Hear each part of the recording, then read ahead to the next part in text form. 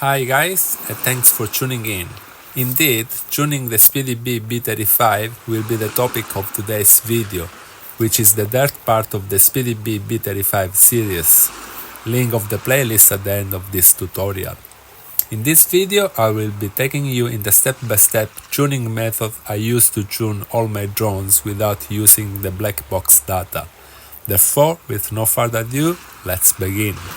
So before we actually tune the drone, there are 4 preliminary steps to undertake, which are obviously related to the tuning process, and they are: first, we need to select a RC link in Betaflight, in our case the crossfire at 50 Hz, and then in our radio we need to make sure that the receiver is also set on 50 Hz.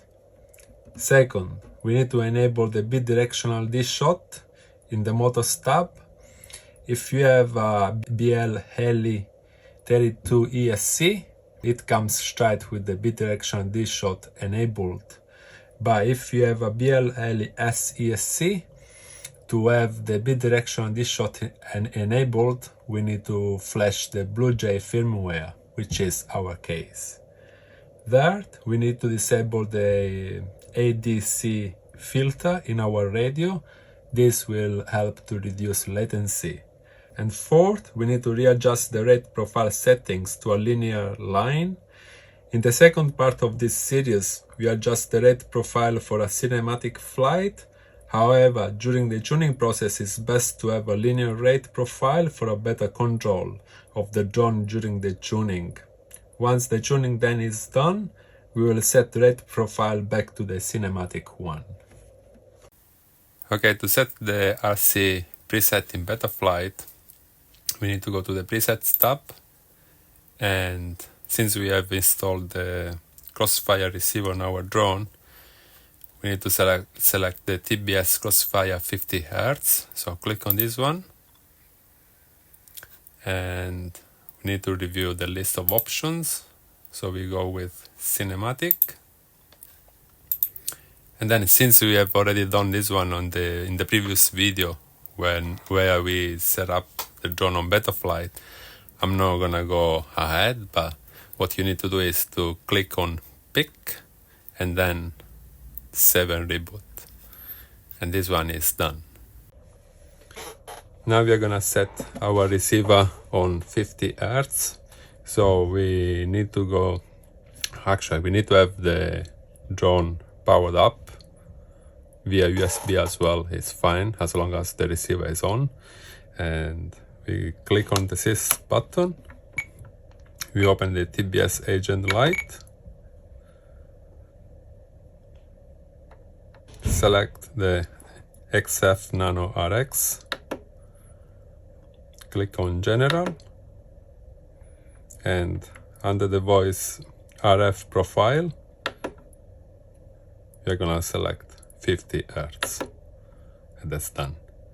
So to enable the bidirectional DSHOT, we need to get onto the Motors tab on Betaflight. Here it's already enabled since we have done this process in the previous video for the setting up of the drone, but let's say it's off. Okay, that's what you see. Just turn it on, click on agree, save and reboot. If for some reason your bidirectional DSHOT doesn't turn on, what we need to do is to get onto the ESC configurator, and I'll show you in a second. Okay, here we are on the escconfigurator.com. We connect our drone, plug the battery in.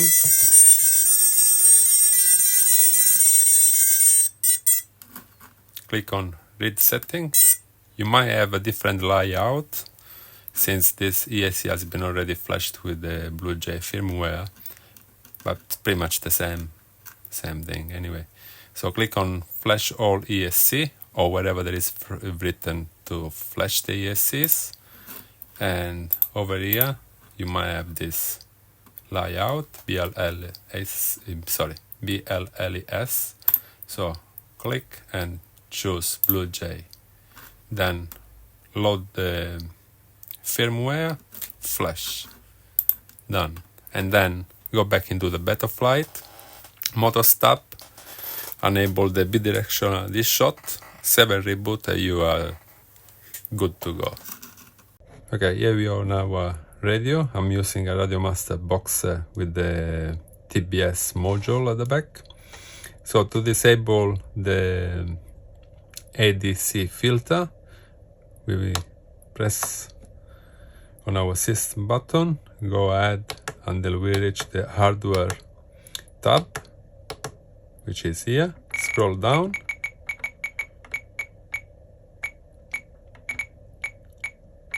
and here is our ADC filter, which is already ticked off. So just click on it and it will be turned off. And that's done.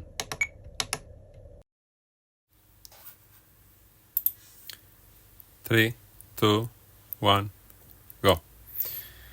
Okay.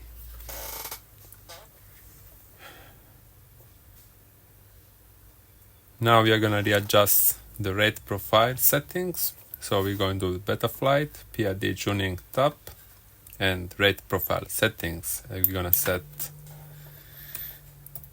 readjust again these settings on 250, 250 and 0, and again 250, 250 and 0, and 250,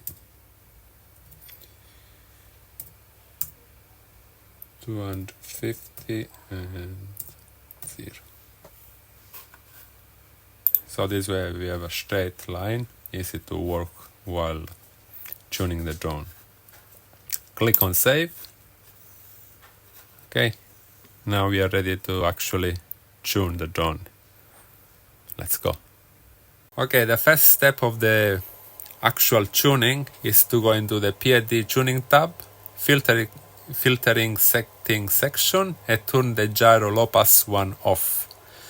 Then move the gyro filter multiplier to the right towards less filtering, one step at a time. The goal here is to reduce as much filtering as possible to minimize latency, but without burning the motors or making the quad go crazy. Test fly for around 20-30 seconds each time you move the slider up, with some full throttle punch outs and acro moves. Listen closely to the motor sound. When you don't have enough filtering, you will start to hear grinding noise when hovering or as soon as you arm the quad. In that case, move it back a notch or two and test again. Fly test again. And if the grinding noise is gone, you have found the good spot. And then also make sure that each time you land, at each step of the tuning process, you check the motor's temperature. Make sure they are not hot.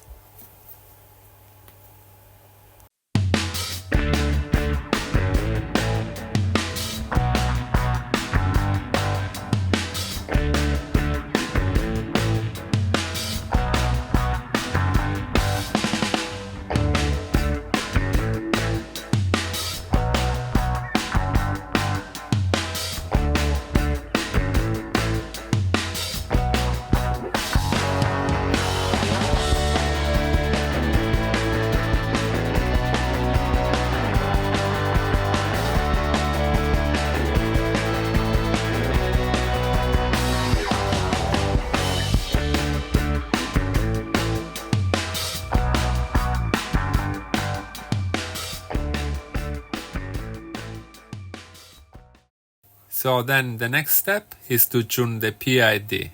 So in order to find the good PID ratio, we need to isolate P and D gains by getting feed forward, dynamic damping and I term out of the way. Then move the damping slider down. We only adjust the D gain until we see or hear overshoot when doing flips and rolls. When we reach the stage, then we move the slider back up a notch or two. Then if we see overshoot on pitch but not on roll, then we go ahead and move pitch damping slider up.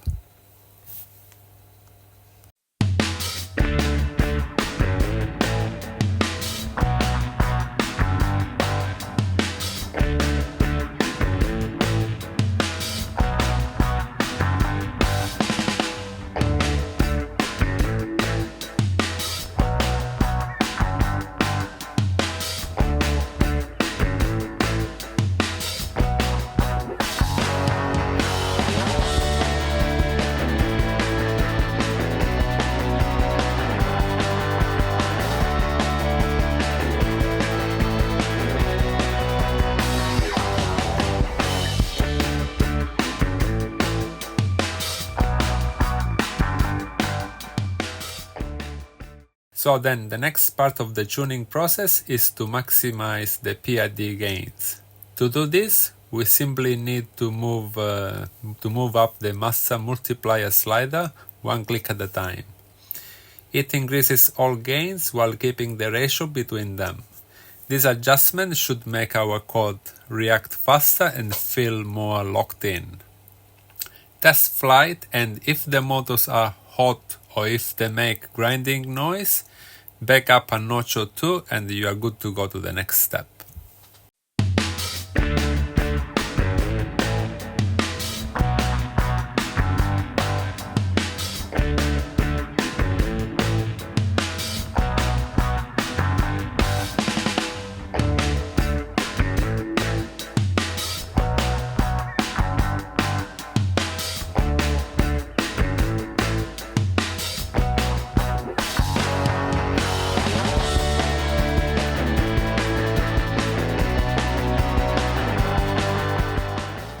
Next, we need to put the high gain drift wobble slider back to 1.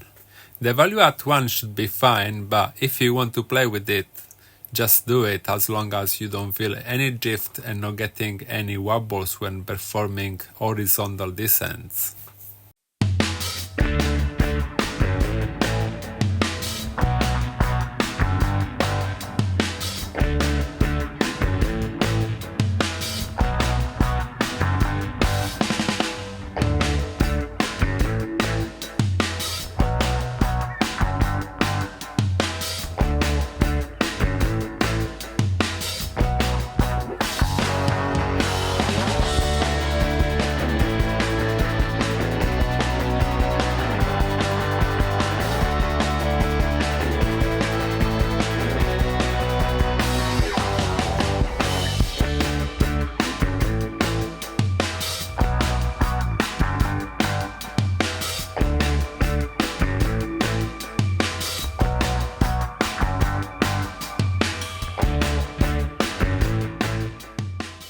At this stage of the tuning process, then we enable the anti-gravity and high-term relax. Test fly the drone, and if you see the noise of the drone dips when moving the throttle stick quickly, increase the gain of the anti-gravity a bit at a time. It helps to improve stability. High-term relax, on the other hand, should fix bounce back if there is still some till this stage. Lower the cutoff value until bounce back are gone.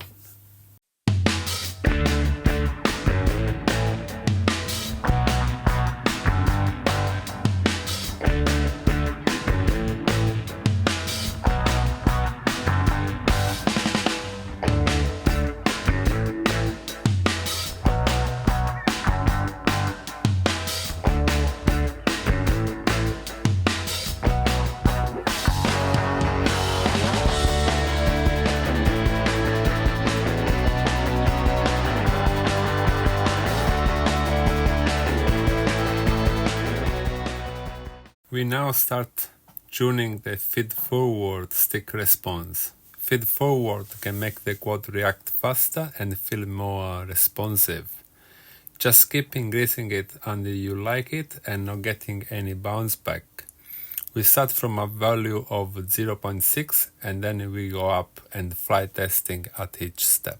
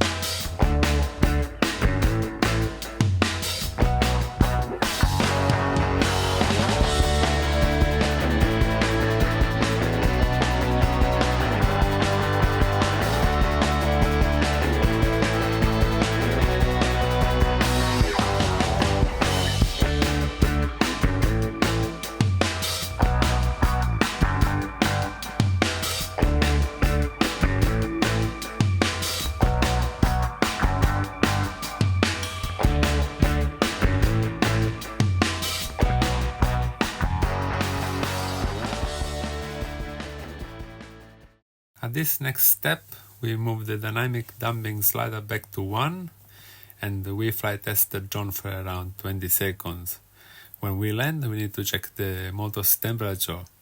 If they get too hot, we need to move the slider back down and do another flight test.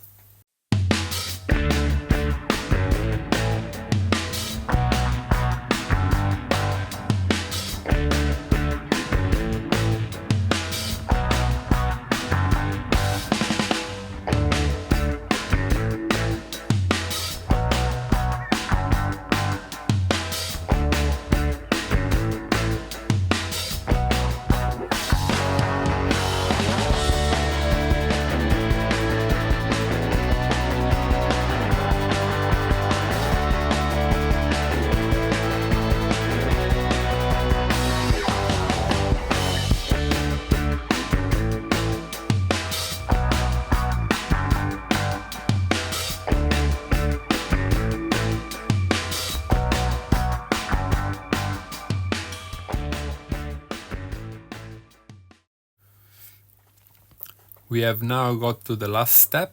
Here we readjust the rate profile settings as we had at the beginning of the tuning process. After this, we flight test the drone to see how it performs.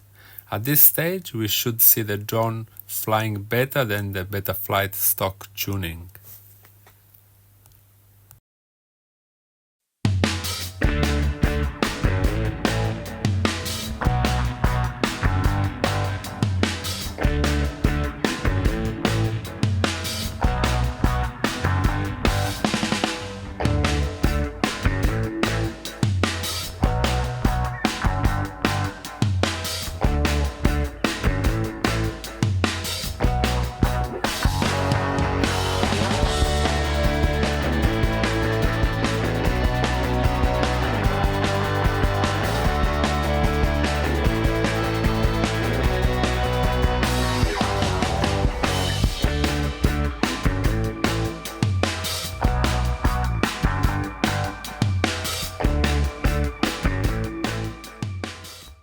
Okay, that's my end result of the tuning process. We got 0.8 on D gain, 1 on PI and I gains, 0.7 on stick response, 1 on 1.5 on dynamic damping, 0.8 on I gains, both then pitch damping and pitch tracking on 1, and the massa multiplier is at 1.35. This is my end result. Now we are gonna see a video comparison between before tuning and after tuning. Let's see.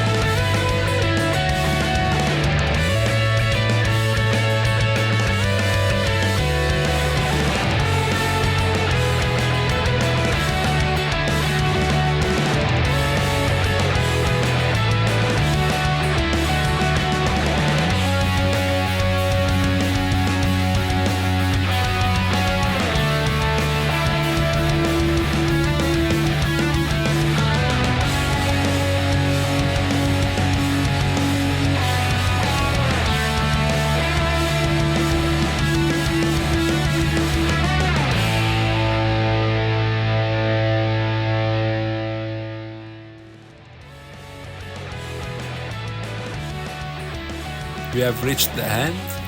Thanks for watching.